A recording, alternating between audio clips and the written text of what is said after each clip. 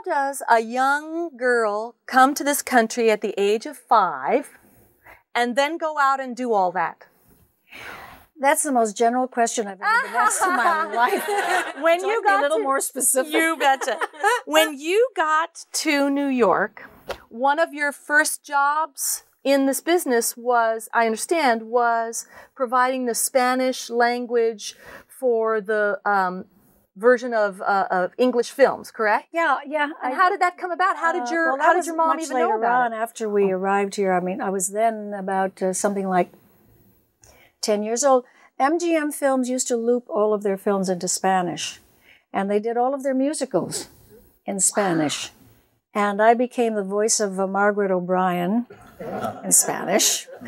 And I remember that when we did Judy Garland films, there was a woman, an actress who did her speaking voice and an actress who did her singing voice. Imagine dubbing her voice. I think of it now and I wonder, how did that happen?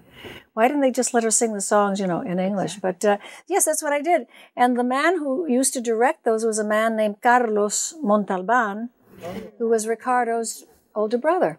Ah. Yeah, so I did that for a number of years on and off. And that's how I got some of my acting experience. I didn't study. I don't even remember how that happened. That's what I was going to ask you, just to even know about that kind of a job existing and then, finding it and going and... probably in those days you used to read something, I think it was then called Q Magazine. Mm-hmm. And those were audition calls and all kinds of stuff. There were sheets that were put out every week and you could buy them at the newsstands. And that's how you went to audition. That's why there were so many cattle calls too, because everybody would buy these things. I don't know, they cost, 10 cents, something like that. And everybody would show up for every one of those auditions. And I have a feeling, and I honestly don't remember anymore, that I found that kind of job through that. Yeah, because there weren't that many kids who could speak Spanish and act. I mean, I said I could act. And you'd also have to read. You have to be literate. Yeah, and I've always been a very good reader. I've always been very good with language. Probably because I spoke Spanish first. I catch on to languages with ease. I have done my own special in Japanese in Japan. Oh, how wonderful. How wonderful. I actually did comedy skits in Japanese. Now that's talk about timing. Yes.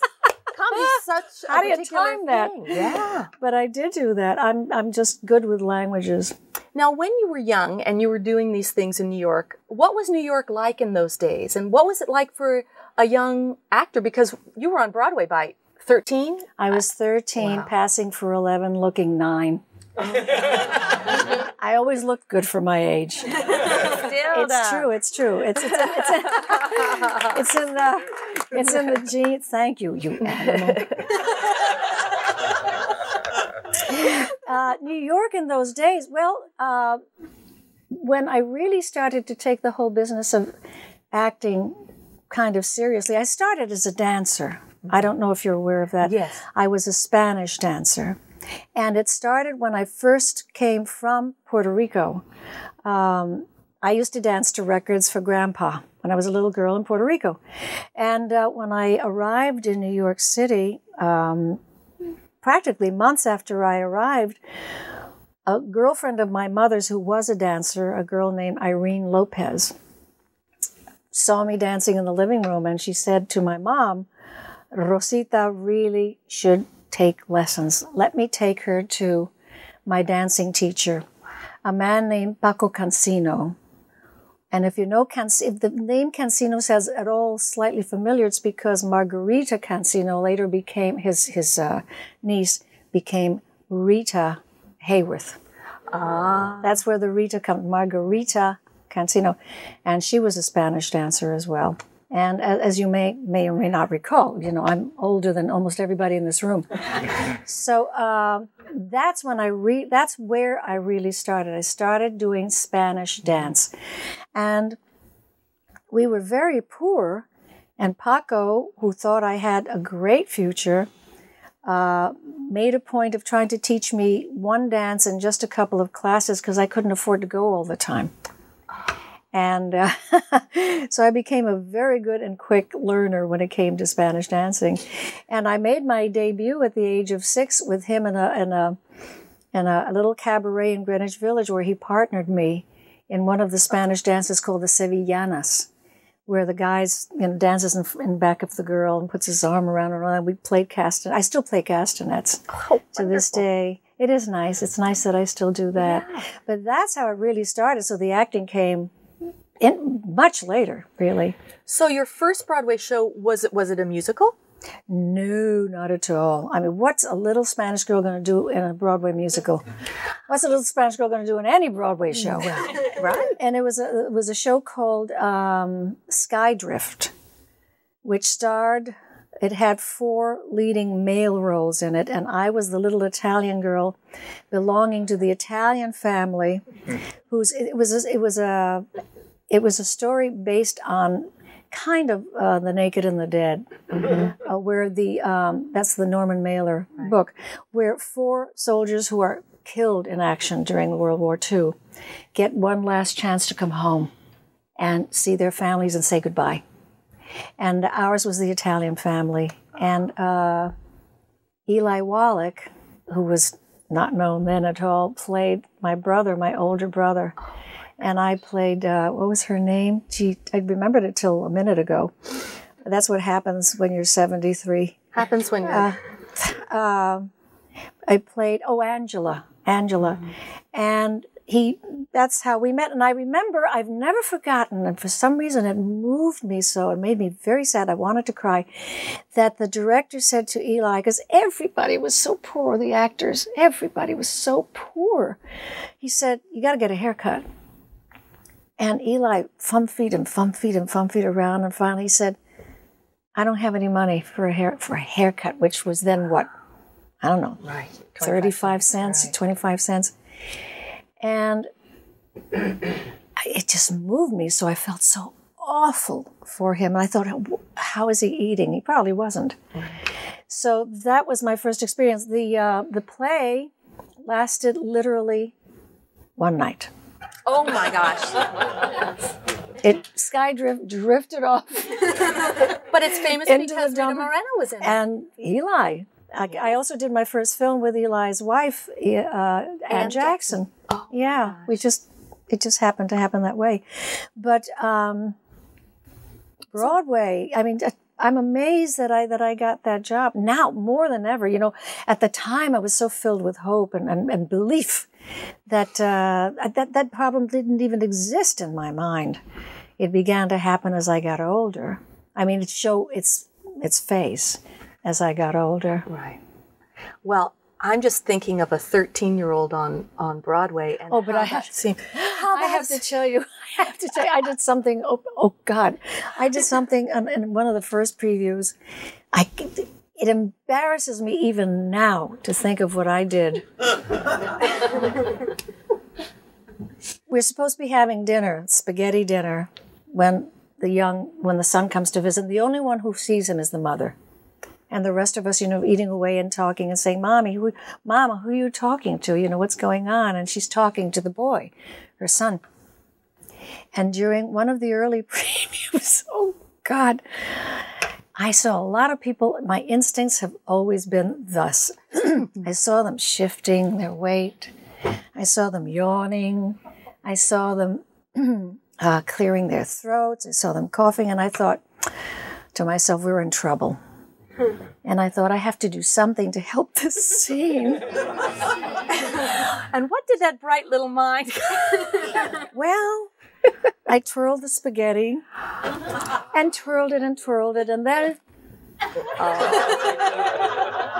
did that and made faces like, yummy, all through this scene when this poor woman is saying, but you can't be dead, and all that kind of stuff. And he's saying, Mama, they're calling me. She said, no, don't leave. And I went, well, the curtain came down, and I feel a hand clutch. The actress was very well known at the time, Lily Valenti, a wonderful actress. I feel this cold hand with a grip of death.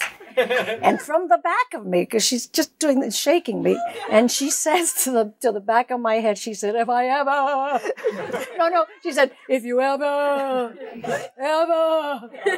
do that again. And she said again, says, no matter where you are, I will find you. And I will kill you. And I'm just kidding. Can you believe? But it was absolutely out of ignorance. Honest to God, it was total ignorance. Well, that's how you. But I've always been very aware of an audience being it's in me when I know I have an instinct for when things ain't working, and you either got to speed it up or talk louder or do something. But what an experience! She scared the hell out of me. Well, I scared the hell out of her.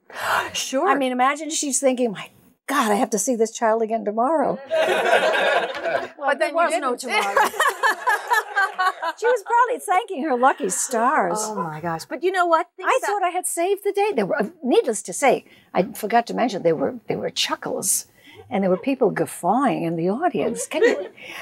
A young actress. That's how you cut your teeth in the theater. Oh my God! You have the Lily Valentis of the world. Cut my throat. So how did you move from? You started working in New York and doing whatever I could. I did whatever I could. In those days, there was also a lot of radio. Mm-hmm. And I would audition constantly for radio. And in those days, you could get monologues. You could get written monologues that you could use, which they actually still have, but now they're in books. But you could buy these in sort of sheafs of paper that had monologues for young girls, young boys, old men, like that. And you used to go into a radio station, into a control room, and they'd say, okay, go. And you would read these things. And of course, they all... No, for auditions. For auditions. And inevitably, of course, you would always, especially if you were young, you would pick extremely dramatic monologues that would always end up where you were having a nervous breakdown. I'm sorry! I know I do! And I say, thank you. But you always picked kind of stuff like that. I mean, it was part of the process, I guess.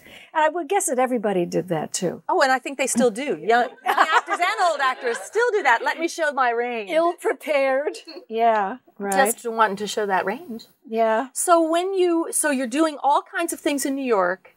And now, was the GE Live Theater, was that out of New York, or was that in California? Oh, that was much later in California. Was it? They did an anthology series where they did a different show. They showed a different show every week on the air, and that was done here in Los Angeles, not here, but in Los Angeles, West yeah. Coast. But in New York, there was that, and then there was I would now and then do a benefit and dance for something. I did a lot of Jewish weddings. Did you? Dancing? They didn't want to pay for a real act. All those people are so happy now. So they went to, they would go to a local dancing school and say, who do you have? And, you get paid $10 or something like that, which is just fabulous. Oh, sure. And I used to do imitations of Carmen Miranda. There are a lot of young people who probably don't know who she was. She was this wonderful character who sang things like, I like you very much. I like to think you're grand. And did you have the hat? Oh, with the fruit up to here. Because she used to wear these wonderful turbans with tons of stuff on them. And she was really quite a wonderful looking woman, very lively. And my mom, like most Puerto Rican women, sewed very well. So she used to make all of my costumes. And I learned to do work with sequins because I also did a Mexican hat dance. Every dance with Spanish dance always has its own costume. It was a big sombrero, and I had a classic Mexican hat dance skirt with a peasant blouse, and the skirt had the Mexican eagle with the snake and all that. And my mom and I did that together. So in that scene in West Side Story, when you're whipping out that dresser, you knew how to handle that. I knew how to work that skirt. From the time I was 8. Yeah. So, I mean... By the way, that's called skirt dancing. Yeah. Which usually means that you're a terrible dancer, but you flash around a lot. Yeah. I believe there was some really good dancing going on underneath that skirt, if you were a part of it. Now, how did you make that leap then from New York and doing all the things Hollywood. To Hollywood? I screen tested for a film. And it was one of the very, very early independent films produced by an actor named Paul Henreid, who was a very, very, for the young ones, very, very big star in movies. He was the one that even young people know, who lit both cigarettes in his mouth for Bette Davis. What was that movie called? The one where she's going blind. Now Voyager, isn't it? Yeah. And he decided to become an independent producer, which I must say was a visionary of him for that time. And people didn't really do that. No. The studios certainly didn't support that. Absolutely kind of not. And he had to find, it was a film called So Young, So Bad. About reform school girls. Yeah. My. You saw it? You don't look anywhere near old enough. Oh, I am. I thought you were so cool in that. Oh, how marvelous. Oh, that's great. My God. Do you dye your hair or what? I'm hiding. I plucked the gray. So was that your very first film? The very first film. And it was an independent, and it was Ann Jackson's first film. It was Anne Francis's first film. Wow. And myself, we were the 4 girls around whom the story revolved. And he played the psychiatrist at this reform school and trying to, deal with these rebellious girls. I was the little flower. I was the little Spanish flower who sang and played the guitar. Where she got a guitar in reform school, But at least you got to be Spanish and not Italian. I will never this time, know. Right? But there I am, sitting on the balustrade of something, singing this sad little song. And at the end, I hang myself. Oh, dear. And the funny thing is, here I go again. They did it. They showed, he runs into a room and there I am. You don't see me, but you see a silhouette. And I don't know why I thought it was very dramatic. And nobody stopped me. I stood up. Can I stand up? Sure. Are you? You can do anything you want. Well, I want to be sure that he can. I stood up, and I was standing on a box, and it looked like I was swinging, with this thing hanging. But my hand was doing this. I thought that looked very dead. And nobody said, dead people don't do that to me. Nobody said anything. It's like crazy. So you want to see the film, because it's available. It made an interesting It's on video. Well, that's what, I was thinking, silhouette, let me see. They can't see my features, so I have to do something, just look as dead as I can. Now, and how many films This is what happens when you don't study acting, by the way. When did you start studying, or did you? Did you just... I only studied for about many, many years later, after my MGM days, actually, with Jeff Corey, who was a wonderful teacher, for about 2 years. And that's I don't know why, what's possessed me to quit, because I was really doing some wonderful work there. Jack Nicholson was in the class. And I remember one day Burt Reynolds came in, and at the time, I was going with Marlon Brando. And Burt Reynolds walks in, and Burt really, really resembled him a lot at the time. He really, really did. He was just cuter, as opposed to, menacing. And as he walked in, I turned to a girlfriend in the class. I said, he'll never make it. Because I thought he looked too much like Marlon. Right. Oh, isn't that funny? I keep telling you how dumb I am. This is a very interesting interview. I want to know, so then you do, one of the things that strikes me about your career is that you're always sort of on the forefront of things. Broadway at an early age, come out, even in the small roles that you did in musicals like Singing in the Rain and King and I. I mean, beautifully featured. Of course, King and I was a larger role, but you see you are so Nobody recognizes me in Singing in the Rain. Oh, I did. I was so young. You were lovely. Oh, that's so young, so bad again. But my daughter, because I wore a bright red wig, and they put very, very, very, very, very fair makeup on me. I was playing Zelda Zander. And interestingly enough, isn't it interesting that I played a non-Hispanic part? That's Gene Kelly, that's why. Because Gene didn't think that way. Because everything else I did at MGM had a very specific nationality and a very limiting one. I mean, I just felt I was cursed when I went to Hollywood. And that was the only thing I did for years and years and years that didn't have a nationality. Later on, at 20th Century Fox, I did a movie with Tom Ewell and Sherry North, a film called The Lieutenant Wore Skirts, which was kind of a takeoff on the Marilyn Monroe movie, 7 Year Itch, that she did with Tom Ewell. Right. And in fact, I was asked to imitate her, which I did. I mean, without the blonde wig and all, but I was just talking like this, and all that stuff.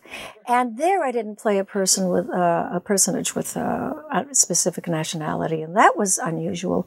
And then went right back to all the little native girls. It's curious. Well, it's heartbreaking in a way because it still is. It broke my heart a lot, and all the time. Because of just how limiting it was so difficult. I had such aspirations. I really wanted to do Chekhov, and I wanted to do this and do that. And all I could ever do was these little native girls who spoke with accents that were completely made up. I didn't know how an Indian girl spoke. An American Indian girl at that. And they didn't coach. I thought that the studios provided coaching and those kinds of classes. There was a coach at MGM, this is when I was 17, going on 18, named Lillian Burns, who was married to a very, very successful director named George Sidney. And she was the coach at MGM, and everybody hated her. She was terrible. She was a terrible, terrible, she wasn't an acting teacher. And she would... Wow, this brings back memories that I hadn't, this is fun. She used to have this very fancy office on the ground floor of the MGM building. And her office, one part of it faced the MGM lot where people were constantly, because it was near the gate. So everybody who came in had to pass those windows.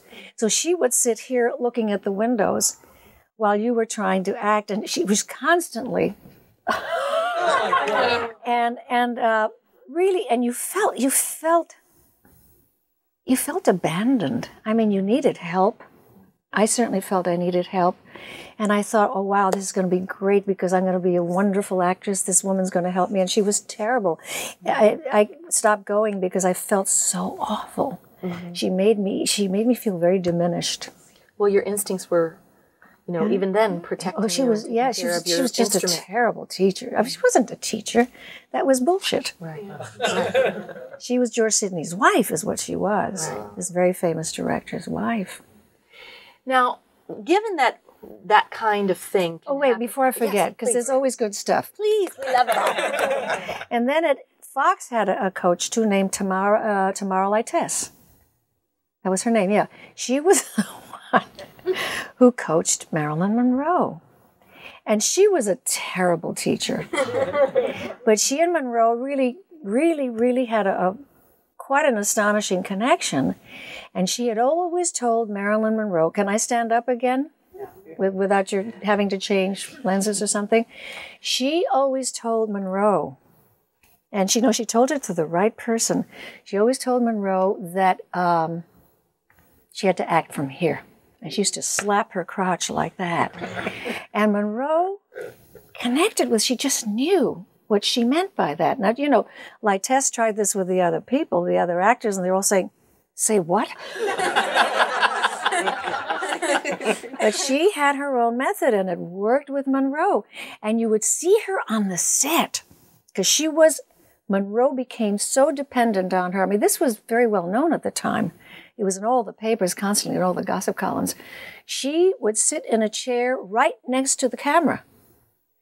And there was no tearing her out of that set. She was there for Marilyn. And she would do things like,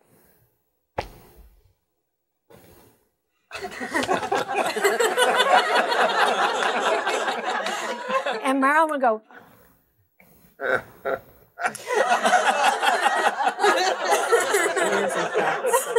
and why she behaved in such a peculiar manner in a way. Right. In the movies, when you see her, that's what she was always, oh, I know. She was. One day she said to me, you know, it was about walking, the way I was walking. And I really walked. I used to walk with my hands. I was so insecure. And Marlon pointed this out to me many, many years later. He says, you should see yourself when you walk. Your hands are out here. And she told me one day, she said, pretend that you are trying to hold a rose in your vagina. And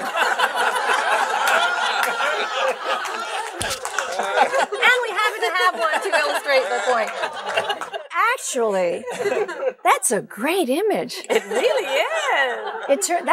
So, you know, I'm sure that that's just a little example of the ways in which she dealt with Monroe, and Monroe just, you know, ate it up. Got it. She understood it and she got it.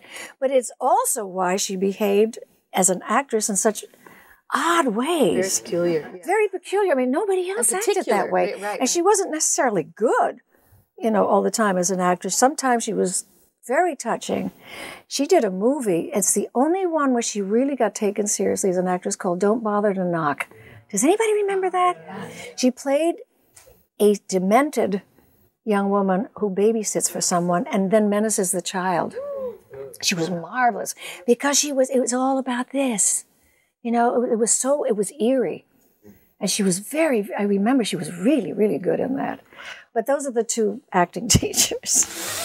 But despite that start, you leapt over these bad acting coaches and you had the instinct to pull away from their direction.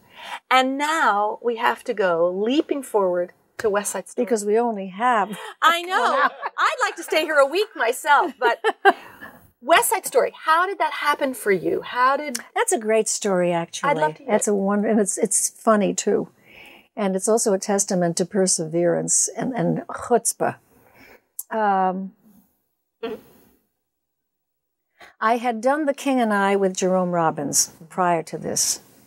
And Jerry, before he left for New York, said to me, I'm going to be doing a musical in New York called West Side Story, and it's based on Romeo and Juliet, and I think you would be a wonderful Maria, he said.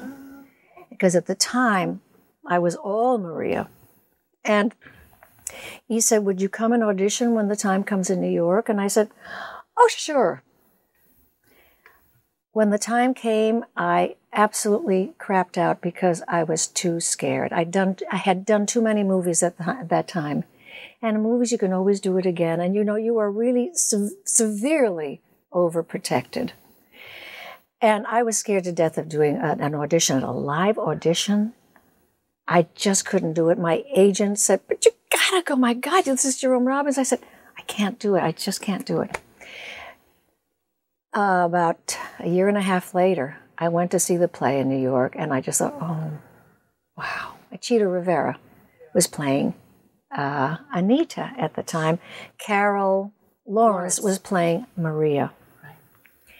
And I thought, oh boy, I really goofed. But, okay, so let's go forward about 2 to 3 more years, and the film is going to be made. And Jerome Robbins is going to do it, and Robert Wise is co-directing with Jerry Robbins.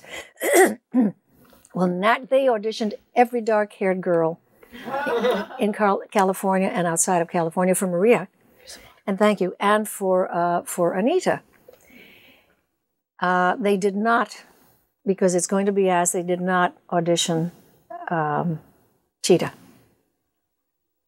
don't ask me why, I'll never know. She was spectacular in it. She really was spectacular. You know, movies, as we know, are that way. And at that point, I no longer looked like a Maria. I looked like an Anita. So I did my acting audition first. And it was, I think, Jerry who said, we got to see Rita Moreno. So I was brought in and I rehearsed a scene for the candy store scene from West Side Story. Oh my gosh. And That was your audition, please? yeah. Well, they gave me sides, and that's the one they wanted me to audition for. Yeah. Wow. Well, there were 3 separate auditions: singing, dancing, acting. That was the acting audition. And I remember that at the end of the scene, I was so overwrought that I threw the script on the ground, which was a wonderful thing. They were very impressed. Then I did the singing audition. That was fine. And then Jerry Robbins said to me, okay, now you got to do the dancing audition. But he said, I have to tell you, he said, I really want you in this. But if you don't cut the dancing, you don't get the part. Oh, gosh. I had not danced at that time. I was the oldest member of the cast also when it did happen. I had not danced since I was 17 in an MGM movie. I hadn't danced at all. No classes, no nothing. At all. And I swallowed really hard, and I said, when would you like me to audition? He said, well, you have at least a month, because maybe even a little longer, because we have so many people to see before, we even get to that part of the auditions. I ran to the local dancing school and took classes in ballet and tap and jazz. I had never done jazz in my life. I was a Spanish dancer. And believe me, they're worlds apart. One has nothing to do with the other. Jazz, which is what they call the dancing that you see in West Side Story, is just a whole nother creature. And I started taking classes from 9 in the morning till 6 in the evening. I was killing myself. You can imagine. Imagine yourself, whatever it is that's hard for you, whether it's running, jogging, all day long, with occasional breaks, or playing sets of tennis from 9 in the morning till 6 in the evening, whatever. That's what I was doing.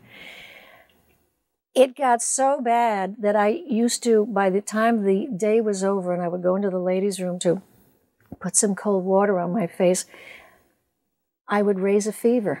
I literally raised a fever every single day. The only thing that saved me was my youth from, having something horrible happen to me. One teacher stopped me after class one day. She said, I don't want you in my class anymore. And I said, why? Because it was a jazz class. And she said, because you turn a funny shade of purple. You were killing yourself. And she said, I'm afraid something's going to happen to you. And if it's going to happen, I don't want it to happen in my class. Oh, my gosh. I mean, that's really how bad it was. I was just purple from head to toe, purple. And then I just doubled up. I did another class. And it was very difficult. It was very, very, I had no technique whatsoever. None. Just to get the stamina back. I mean, just to... And, I was already, as I said, for that time, I was 25, 26, something like that. I never remember dates. Finally, after about a month, they still hadn't called me. I called up a girlfriend in absolute desperation who had played Anita on the road in a road company of West Side Story, and her name was Deborah. And I said, is there any way you can help me? Because I know I'm still not ready. I know I'm not ready. So I said, I really want this part so badly. She said, well, I'll tell you what I'll do. I will teach you a piece of America and a piece of the Mambo at the Gym, which they sometimes use, excuse me, for the auditions. She said, sometimes they don't. They'll use another part, but she said, you're not going to have time to learn all of it. Oh, that's right, because they already called and had set the date for the audition. So I had about a week and a half. Oh my gosh, your clock was ticking. So Deborah just worked with me, all day long between my classes. Oh. And she taught me the first section of America, and she taught me the one of the sections, I can't remember which one, of the Mambo at the Gym. Comes the day for the audition, I can tell you my heart was in my mouth because I desperately wanted this. I knew I could play this role. I knew Anita.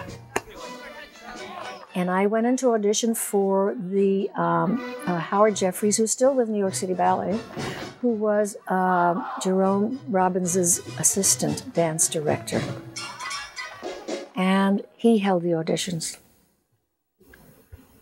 And he said to me, took me by the hand, he said, okay, I'm going to teach you a piece of America, and then, after a while, you're going to do it for me, but you're not only going to do it for me, you're going to perform it. That's the difference with auditioning for singing or acting. You get quite a while. You can come in with your own songs. They just have to hear your voice.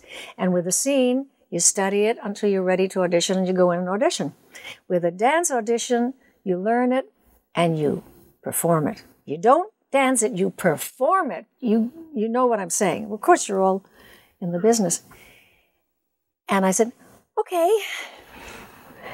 And he starts to teach me the section that Deborah taught me. Oh. For America. God's hand. It's sneaky. It was sneaky, but anyway, I did it back for him. And he said, okay, that's good. That's good, he said. And then he taught me, he said, I'm going to teach you a section from the Mambo at the Gym. Okay, because by then I'm just sweating bullets. All right, we got through that one. And he teaches me the section that Deborah taught me. Oh, my gosh. And they really didn't always do the same ones. And, eventually I did that, and then I performed it for him with a skirt, because you had to come in with a full skirt to do skirt stuff. I found out months and months and months later, Jerry was very anxious to find out how I did. Because it was up to Howard to say, she can do this, or not.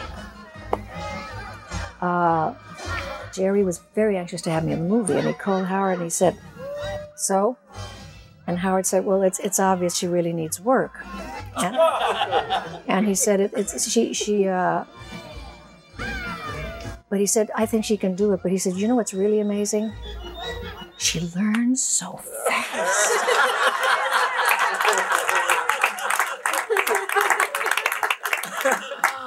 I never told anybody.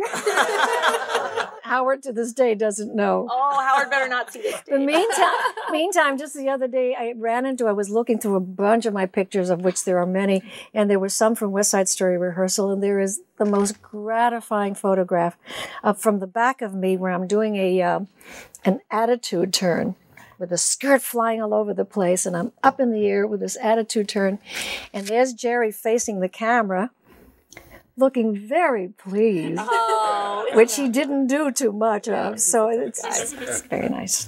That's lovely. Mm. Well, speaking of your work in West Side Story, of course, that's what you won your Oscar for. Yeah. And first of all, you have to know that everybody in this room is so blown away that you weren't on top of your dance game because you are so marvelous in every aspect of that film.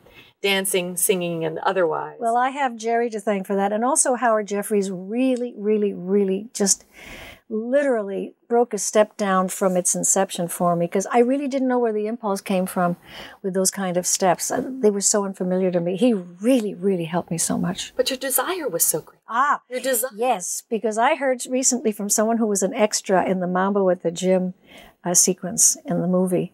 And she said, you really taught me something about what it takes to be in this business. And I said, really?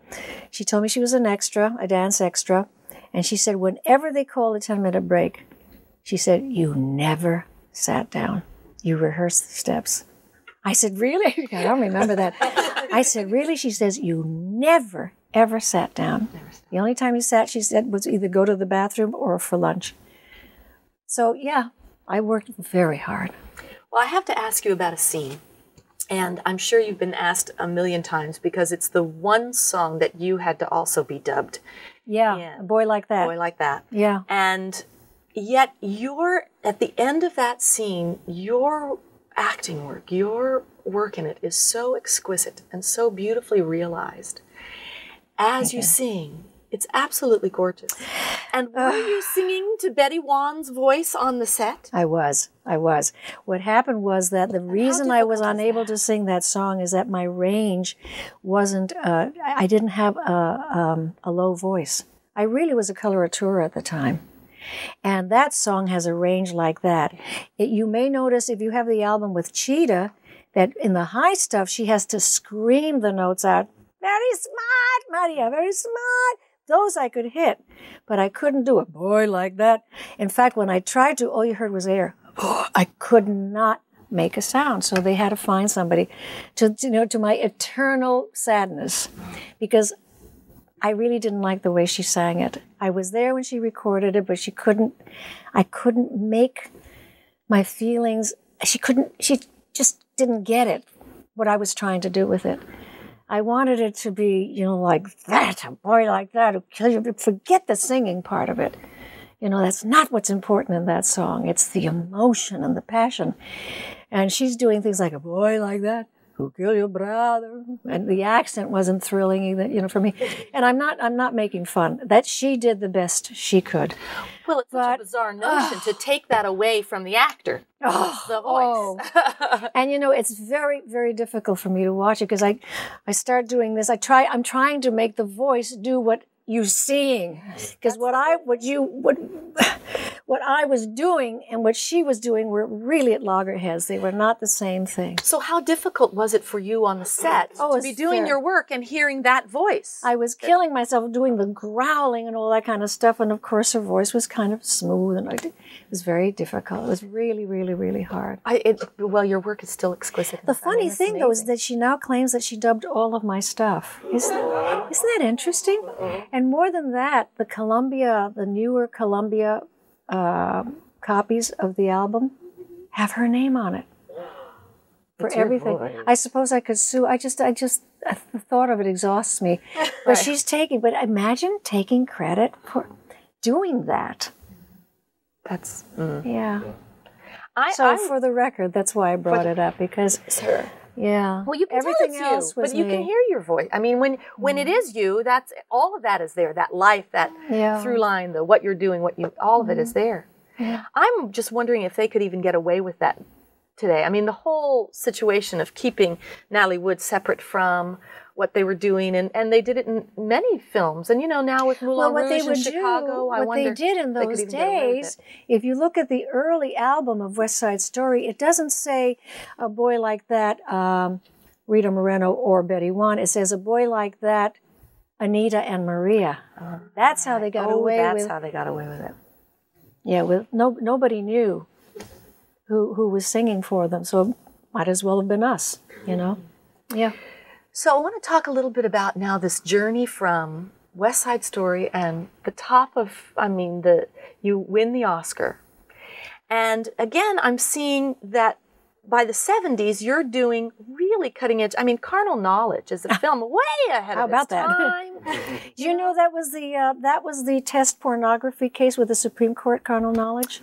I had forgotten that. It was the test case for what is pornography. It's the case that led, I forget, a very famous Supreme Court judge, and I don't remember which one it was, who said, I can't describe pornography, but I know it when I see it.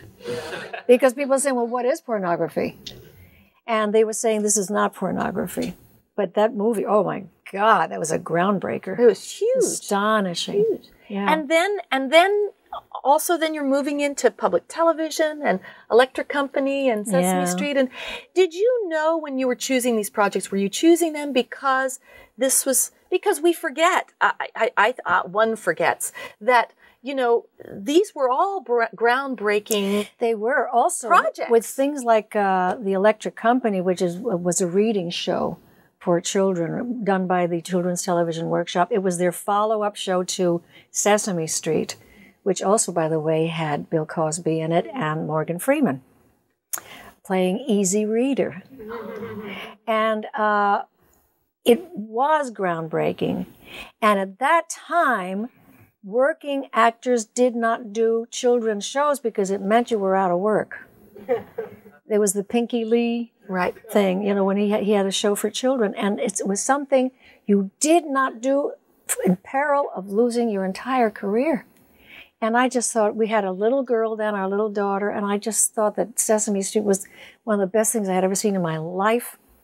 And I wasn't doing that much work either. I was hardly, they weren't knocking my door down.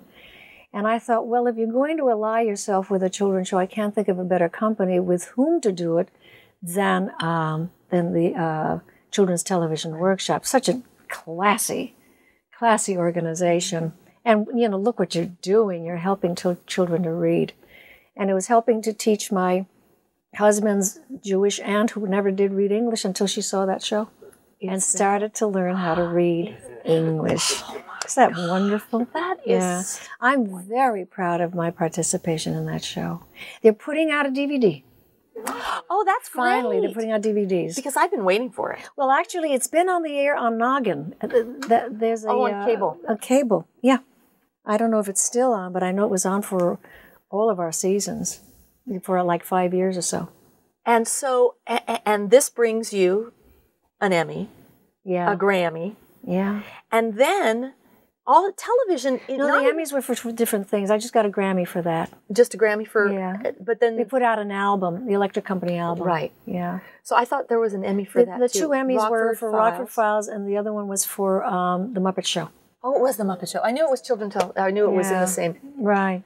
So, you know, but even in those days, television was also sort of like the stepchild of film. But then you have James Garner in Rockford Files. How do you not do that, right? I did his first screen test with him at Fox. Did you? He was the worst actor you ever saw. And he's the first one to tell you. Oh, isn't that funny? It was a hilarious screen test. We were both not thrilling. Let me put it that way. And he was less thrilling than I. And then you come. I mean, it's kind of neat. You have these threads in your life where, like, Eli Wallach is in your first show, and then Ann Jackson's in your first film, and then you do his first film test, and then you go on to do a recurring character in his television show. Yeah. Oh, and get an Emmy in the bargain. That's right. Did you enjoy episodic? Did you like that schedule? And well, it's hard. It's very difficult. But I mean, the hardest show I've ever done was really Oz, because we worked. Great show. If you could stay in the room and watch all that violence, but it was brilliant. That was tough. It was tough because our hours. We were really doing an 8-day show in 6.5 or 7 days. Wow. So you just you didn't do a whole bunch of takes on Oz. You did not. What did you think when that character breakdown came to you? And it's a nun. Well, it didn't come to me. I'll tell you how I got that one, which was wonderful. My agent called me up one day and he said, Tom Fontana wants to meet you. For everyone's information, which I didn't know, Tom Fontana produced and co-wrote St. Elsewhere. No, he wrote that one. He didn't produce that. But Bruce Paltrow was a very good friend of his. And that's how he got that job. And then he did Homicide Life on the Street because he's Barry Levinson's partner also. And so so I said, who's that? And he said, well, he did these shows. I said, aha. And he said, he's interested in you for a series he's going to do for HBO. And I was thrilled. I thought, gee, someone actually wants me for a series? Wow. And we met him for dinner, my husband and I. We had this wonderful dinner, and we were downing some martinis and stuff, and I'm feeling really good.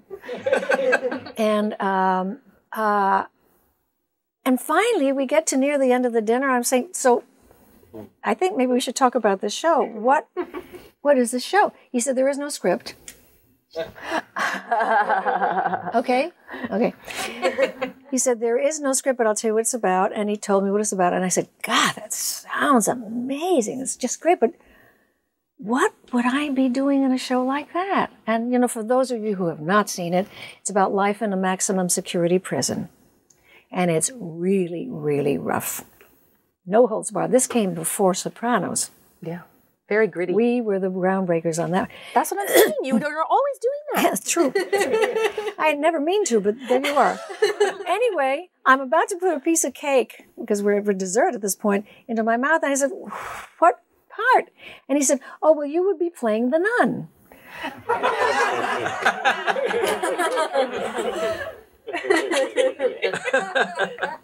A nun?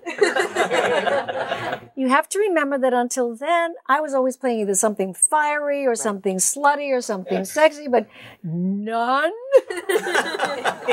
I said, and I looked at him and I said, God, just my luck, just my luck that your show will be a huge success and I'll be wearing a nun's habit for the rest of my life. And I said, I can't do that. He said, oh, no. He says, she's not that kind of nun at all. And I asked him, well, what kind of nun is she? And we talked about it. And I said, oh, well, in that case, that night I called home because we were in New York. I called home and I get my daughter on the phone. I said, hey, I'm going to do a series. And she said, wow, Mom, that's great. She said, what is it? I said, well, it's this, about this story, this, that, and I'm going to play a nun. And there's this long pause, and I finally hear,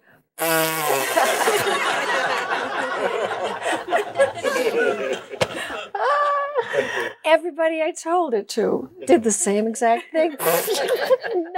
But I kept saying, no, but you don't understand. She's a very different kind of nun. It's one of the best career moves I ever made in the sense that I finally got some respect from a lot of people that till then couldn't have given less of a damn. I mean, I remember there were people like Ray Stark at Columbia Pictures who just devoured the show every week and thought I was terrific. I didn't get any jobs. And I lost some because I looked so awful in it. We had what you call dirty lighting. Lights from above, and nobody looked good in that one. It was not possible to look good. Very extreme and gritty. Very unflattering. And, I had practically no makeup on. So, I think I just did a little mascara on my eyes and maybe a teeny bit of rouge so I wouldn't look so pale, but that was it. Mm-hmm. And I lost some jobs because of it, but I was so happy there. I felt so privileged to be in the company of these astonishing actors. Oh my God, these guys were turning in Emmy nomination performances every week, and shame, scandalous. Not once was there ever a nomination for these men. And I know why. Right. It's obvious the subject matter was just too rough for people, but that you're not voting on subject matter, you're voting on actors. Right. It just makes me so angry. It makes me very angry for them because I love them. I became very close and friendly with some of the leading guys like Chris Maloney and the man who played his sexual partner in the Lee Tergesen, who is now doing a series. Finally, he's getting a job here in L.A. I say here, I mean L.A. But a lot of those guys had a lot of trouble getting cast after that. They're just starting to work in episodic now. Well, and that is that's the price one pays sometimes when you're doing groundbreaking work, and it's so important. And afterwards, after Sopranos and the things that came after, you revisit that, and it's still gritty, and it's still as Edie Falco was one of the security guards in Oz. Oh, that's right. She did the first season, or even the second season, and then she got Sopranos. Mm-hmm. Well, we are going to now go to our questions from the audience. And what I'd like to do is I will read your name and I'll say, please stand up so that Miss Moreno can see you. And then I'll read your question. So Kelly McNamara, she's right here. I just saw her. There she is. That's Hi. Kelly McNamara. And Kelly asks, you're appearing in The Glass Menagerie in the next couple of months. How did you connect with Berkeley Rep? When I moved here, when I moved here about 6 years ago, I let it be known very quickly that I would love to work at Berkeley Rep. For the obvious reasons, I wanted to stay in touch with theater. I don't like long runs, and not at my age especially. 8 shows a week for a year is not thrilling to me. I have 2 grandsons that I adore, and I don't want to spend my life, trying to see them. Right. and missing all the good stuff with them, which is why I'm not doing Broadway. I've turned down a couple of things already. And Berkeley rep said, "You want to work here?" Okay. Because they don't, as a rule, have somebody with a name come in and say anything like that. And we tried first to do, I wanted to do The Visit, Duran Mat's The Visit, which is just an amazing play. But Kendra and Eb had the rights to it and were making a musical of it. And Chita Rivera, interestingly enough, was cast in that to do it in the Chicago, they were trying it out in Chicago. It failed miserably, but we couldn't do it. Then I was going to do Arkadna and Seagull. And then I got an important movie to do, so I obviously had to do that. Then we were going to do, suddenly last summer, same thing happened, a movie came up. And finally, somebody said, masterclass. And they said Moises Kaufman, who did the Laramie Project, who did also, what's the Oscar Wilde thing he did that was so amazing? Oh, yes, I know. I saw it. I can't think of the title. Moises Kaufman directed that. Yeah. And he also did I Am My Own Wife, most recently.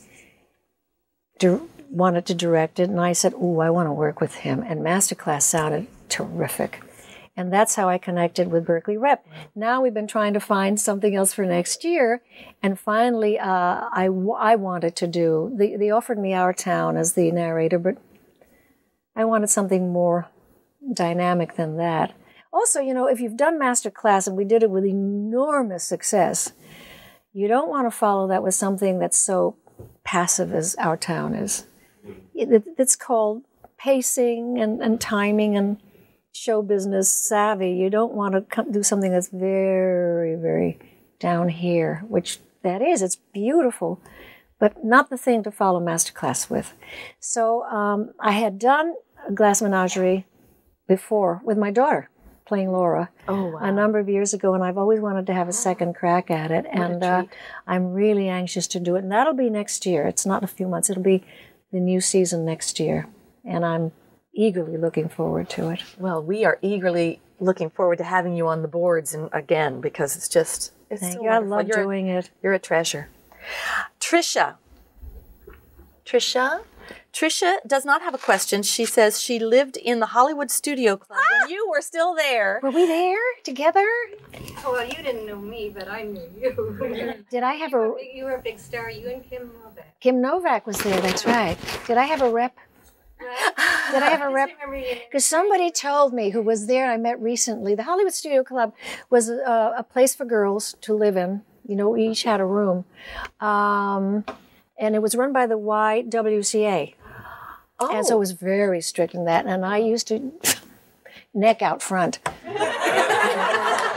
a couple of my dates. And there'd always be this poor lady would go to the window. You were better than television. That would upset me so much, I'd kiss the guy some more. So she said I had a rep, this girl. But that's as far as it went. Now, Cabrin. Which award, Oscar, Tony, Emmy, Grammy, Golden Globe, are you most proud of, and which would you grab first if there was a fire? Probably the Oscar was the first. And the second one would be the Tony. I think the Tony is very precious to me. So, and also the Tony, no one takes ads out, nothing like that. They don't do that in New York. I didn't take ads out either for West Side Story. I mean, I was busy doing a very crappy movie in Manila at the time that all this was happening. But yeah, I'd grab the Oscar. My grandson, my 6-year-old, calls it, he has trouble with R's, he calls all the prizes on my shelf trophies. And one day, about 3 weeks ago, he came in with his own little trophy from soccer, which had his name on it, Justin Fisher. And he was so proud of it. And he said, "Isn't this cool?" I said, "Oh, it is. You must feel so good." He said, "I do." And he said, "I think this belongs with your little man trophy." And that's where it is. Oh, this wonderful, tacky little gold plastic soccer player, which says Justin Fisher. It's so sweet. What a good grandmother you are. Oh, but but that's so dear. And everybody who looks at the shelf goes, oh my God, look at that. His trophy. His trophy. Yes, I'm known as Gwammy. Actors Center of San Francisco. Someone representing Actors Center. Anybody want to stand up? There we go. Yes. What is the one piece of advice you would give to a beginning actor? Wow.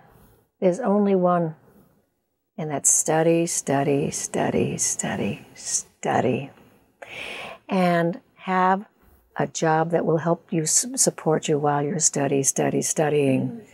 That's, Jimmy Smith says the same thing. You got to have something that resembles an education in order to just feed yourself and pay for the rent and work at it. The only way to, I think, I know that they're instinctive actors. I'm one of them. I really never studied very much at all. But you know what? I have a coach. You know what? Faye Dunaway has a coach.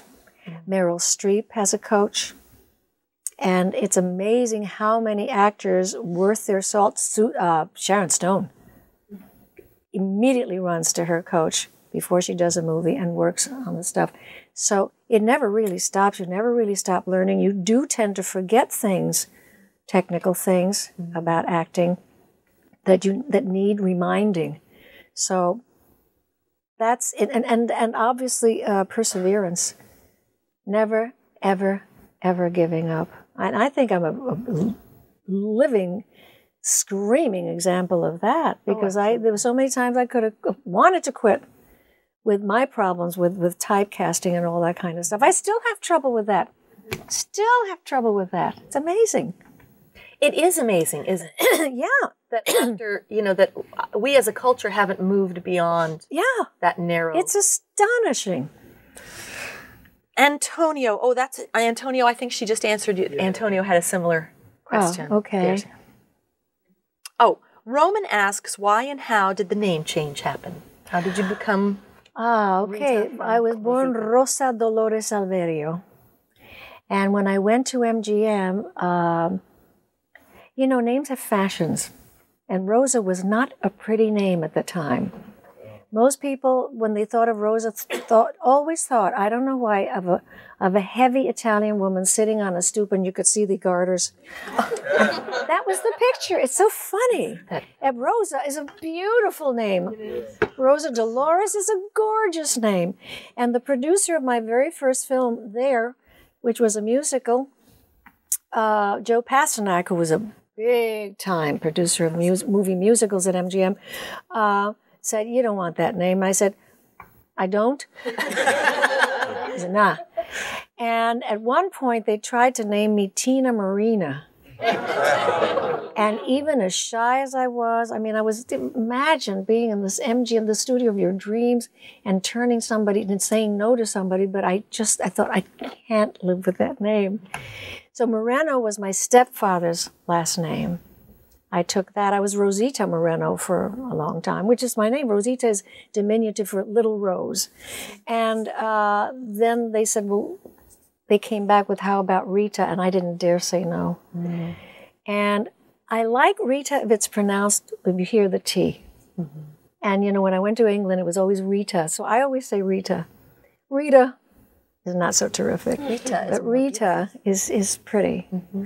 But that's how it came to be. Now, Vivis is here. Hello. She says, what more can we as actors of color do to create more work in the industry for ourselves? Oh, boy, what a question. We could be here for a week on that. Yeah, how long do you have? I think, it's what I said to the young man, too. It's about perseverance. And I think also, I don't know what kind of career you're after. I think what happens with Latino kids, too often, and black kids, is that they want to be stars. And they want to be television stars. And so they don't study. And they limit themselves, they ghettoize themselves in a funny way. I wish that more Latino or ethnic young people, or whoever wants to be an actor, would do more theater, try to do more theater, community theater. It doesn't matter, just get on the boards and be brave. does wonders for you. It gives you such confidence. You can always tell when there's a theater actor on a television set, on the set of a television show. And there, the crew always adores you. You know your lines, you know where to step, you know what to do. You improvise well. I do it all the time because as long as I'm allowed by the writer or the producer, because television dialogue is not always thrilling. Right. And I'll say, well, you know, it would be so much more comfortable if I could say it this way. And because you say it with such certainty, they listen to you. They know that you've come in there as prepared as anybody else. And that experience is gold for them because they're getting more than they bargained for. And you know, if a young person comes in with that kind of exuberance and interest and passion, it reads and people understand that you are special and that you are different, even if you have big, huge breasts. Terry Trout. Terry's right here. Yeah. Terry asks, being bilingual, do you feel your personality varies according to which language you are speaking? Or what you portray? Well, you know, I'm a pretty volatile and excitable person in English and Spanish. I think what happens is that when I speak Spanish, then the hands start to go. But I think I'm pretty much the same. I'm very Latina, and don't you think, or am I not? No. Well, you are. You are you. Yeah. You are you. You bring so much of that fire and that. I'm a very vibrancy. passionate person. I don't see it as Latina or versus, American. I see it as you. Yeah. But yes, you're very, very. I mean, that energy just. But that's what I'm saying is that in Singing in the Rain, my daughters. The Estebes girls, my daughters saw you in Singing in the Rain, and they said, that's Anita. Oh my God, that's astonishing. Really, because I look so different. I was so saw you. young and flawless. Of course, they watch you in West Side Story. They're like, I mean, every time I sing that movie, because I see it often, I love it. It's a great classic, and I'll see myself, I was like, oh, not one damned wrinkle. Look at that. I'm sitting this close. There isn't one there now either. I was a child, 17. Wow, isn't that? But that's hard to believe too. Those kinds of things coming in. You were only 17. Yeah. Imagine Gene Kelly. Gene Kelly. And Donald O'Connor and Debbie Reynolds. I mean, just big stars and the whole. Well, Debbie and I were starlets at that time. She was still a starlet when she got that. She was one of the little contract players like me, but then she shot up with that movie. Yeah. Max Seeger? Right here. Oh, okay. Max has an interesting. By that question, could I change it? Yeah, I can hear you. Give me your other one. It's cute. It's not anything to be embarrassed about. But I bet you have something better. Okay, this is good. What do you consider to be your best film, and why?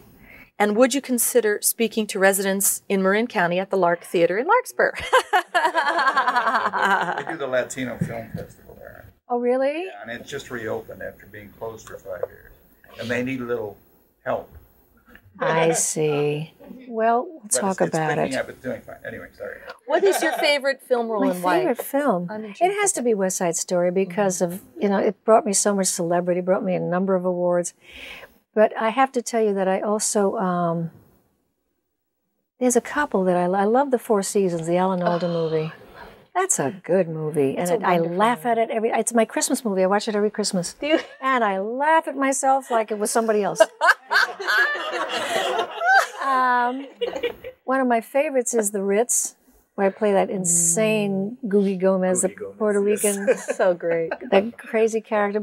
But I invented her. That was not Terrence McNally's invention. He saw me do her at a party. Oh, you're kidding. And wrote the part based on what he saw at the party. He just fell off his chair. Did you get right? I sang, I had a drink about Joe, baby. And he just thought that was the funniest thing he'd ever seen. That's one of my favorites, for sure. Wow. I love The Ritz. This is an intriguing question. Martha Del Rio. What is the artist's role in making the world a more positive place, and should an artist refuse roles that promote hatred and violence? It's hard. That's a hard question to answer because it's a very one-sided question in a funny way. Mm-hmm. I mean, if you're doing Oz, and there is a lot of really mean, horrible criminals in it, are you promoting hate? Are you promoting violence? Are you, I mean, this goes for any number of films. I don't think so. God, it's a tough one because there's so many, it's like a precious stone. It has so many facets to it. Tell me why you asked it. Well, I thought about it later when you were talking about Oz, and I thought, an actor does have that responsibility as well to just act, and part of the acting is the negative too.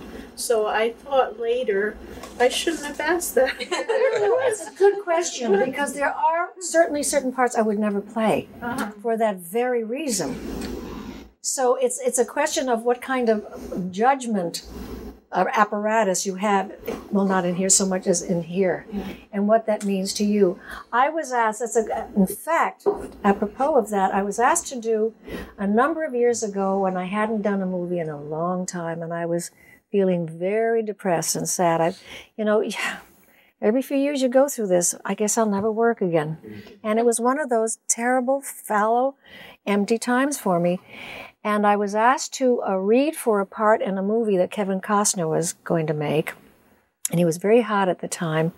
And there was this wonderful part, a featured role, no more than about 3 scenes, but it was really delicious and rich, of a has-been actress who comes into town to do a movie in this southwestern town, or in Texas, something like that.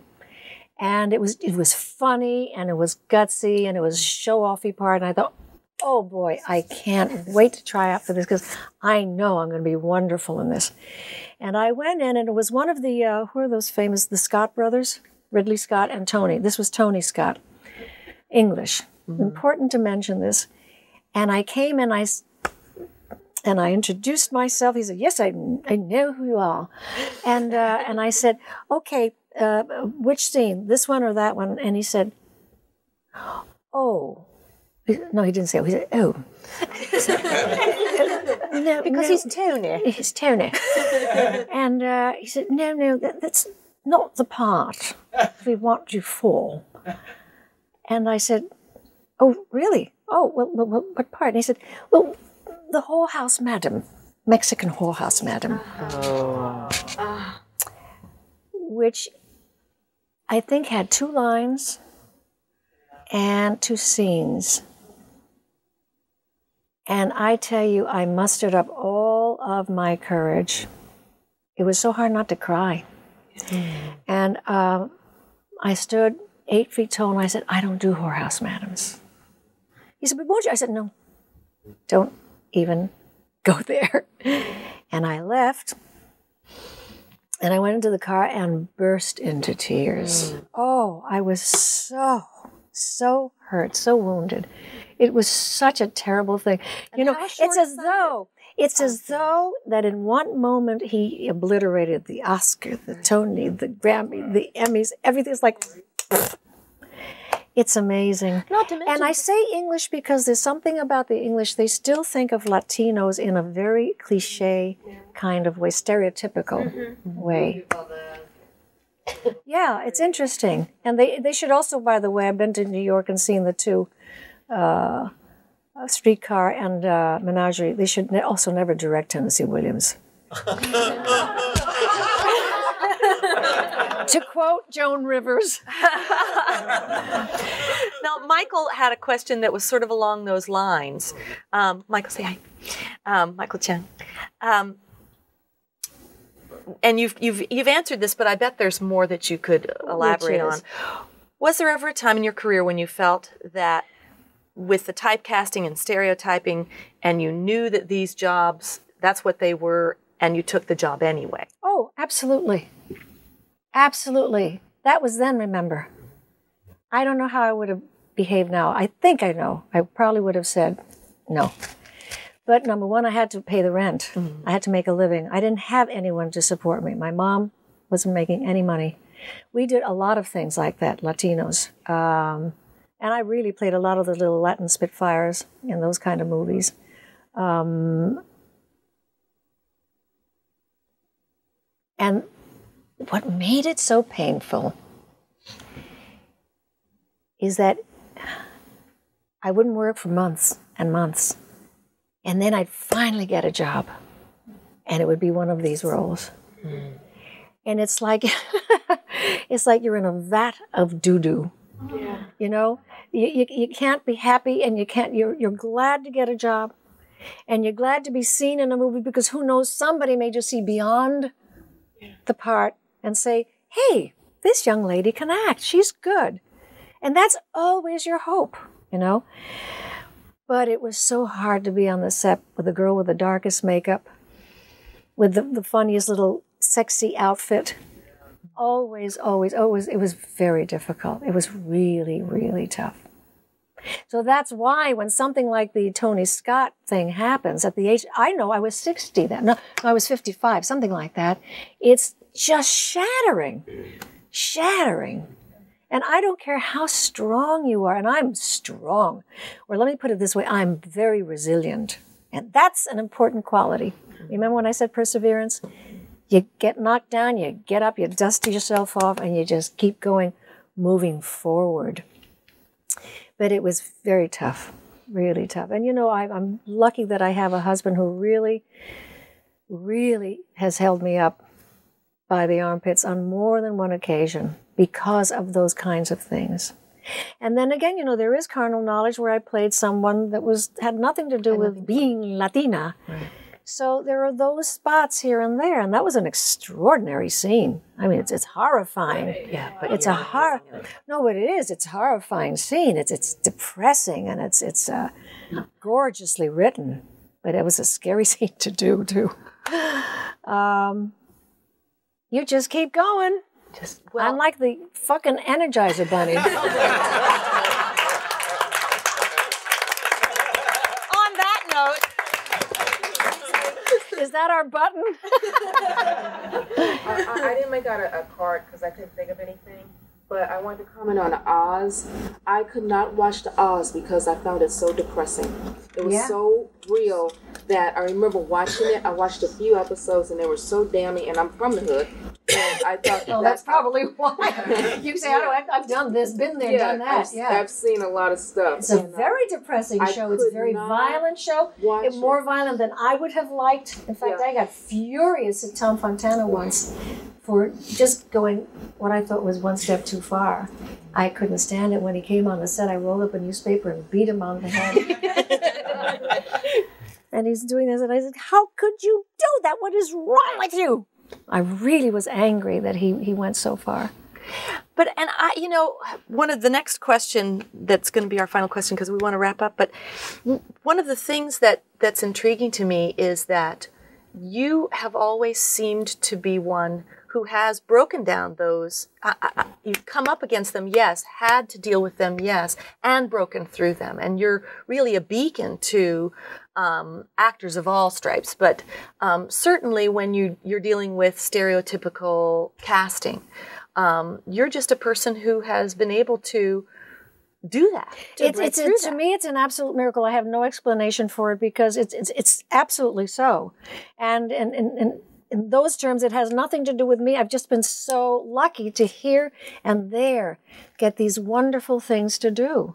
And really, luck has a great deal to do with it. Yes, it's nice to be talented and to have the skills. But you know what? I know lots of very talented actors who haven't... Huh? You're lucky Sagittarius. Yeah. I also had a run-in with Tony Scott. You did? I sure did, yeah.